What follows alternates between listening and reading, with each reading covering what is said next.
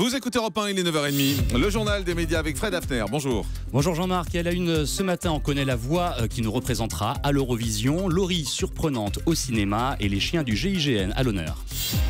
Et on commence donc avec cette information qu'on vous donnait dès 9h sur Europe 1. On sait désormais qui représentera la France à l'Eurovision cette année. Oui, on sait qui c'est, mais on ne la connaît pas très bien, en tout cas pour le moment. Jean-Marc, elle s'appelle Lisa Angel et c'est sur ses épaules que reposeront nos espoirs le 23 mai prochain en direct de Vienne en Autriche.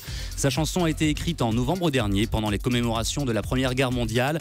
Elle évoque donc la guerre de 14-18, mais aussi plus généralement n'importe quel conflit, un thème d'actualité. Oui, Lisa Angel qu'on a vu très souvent dans le plus grand cabaret de Patrick Sébastien par exemple, a été souvent, ou encore dans l'émission de chez Dave où elle chante, et on a un extrait justement de cette chanson qui va représenter la France à l'Eurovision. N'oubliez pas, effacer des cartes et des mémoires quand ils sont arrivés, cachés derrière leurs armes.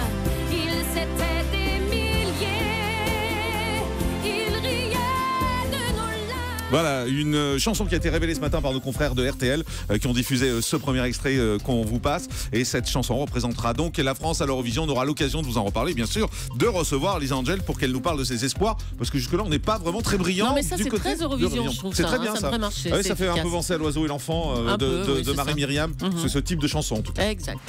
Allez, on va gagner. Ouais, on y croit. Les écrivains rendent hommage à Charlie Hebdo. Le livre de poche publiera le 5 février Nous sommes Charlie, un recueil de textes sur la liberté d'expression.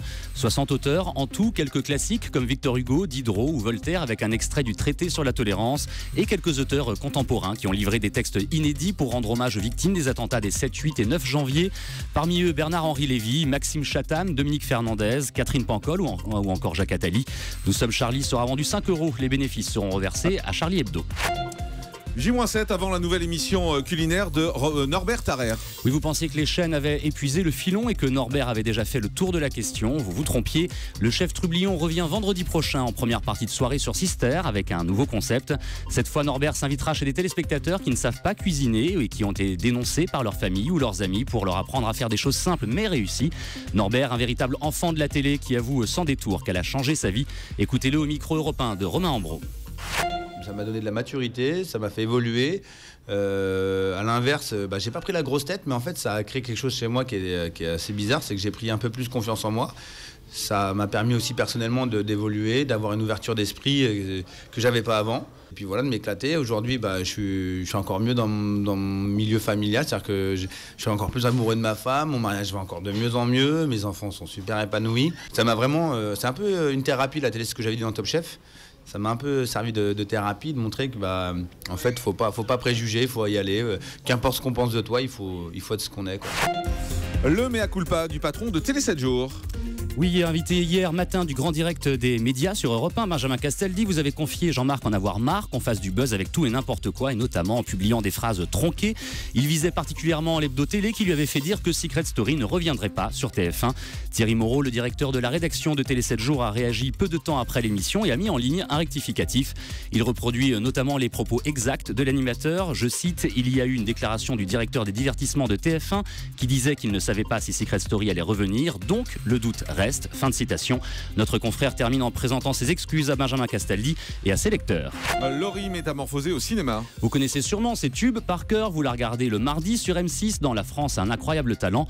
Vous la découvrirez bientôt sur grand écran, cheveux courts et teint en noir, celle qu'on imagine douce et gentille interprète la méchante. Et n'hésite pas à distribuer coups de poing et tirs de revolver dans Algérie pour toujours, Les Portes du Soleil de Jean-Marc Minéo. Un film que vous retrouverez en salle le 18 mars. Laurie partagera l'affiche avec Mike Tyson et Smaine.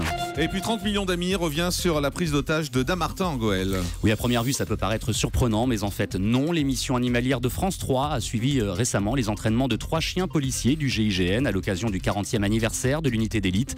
Et il se trouve que Gun, Graf et Famas, les chiens qui ont été filmés, sont aussi ceux qui étaient sur place lors de l'assaut de l'imprimerie où s'étaient réfugiés les frères Kouachi. Un reportage exceptionnel à voir dimanche à 12h50 sur France 3. Et on termine avec le chiffre du jour, c'est 2 milliards 200 000 euros. Oui, le montant des pertes cumulées que pourrait enregistrer beIN Sport d'ici à 2020, selon une note de la banque Natixis qui ajoute que son modèle économique est fragile. Il faudrait en théorie 6 millions d'abonnés à la chaîne qatari pour atteindre son seuil de rentabilité d'après les observateurs, mais la banque estime que beIN Sport ne devrait pas dépasser les 3 millions à l'horizon 2017. Merci beaucoup. Le grand direct des médias, Jean-Marc Morandini.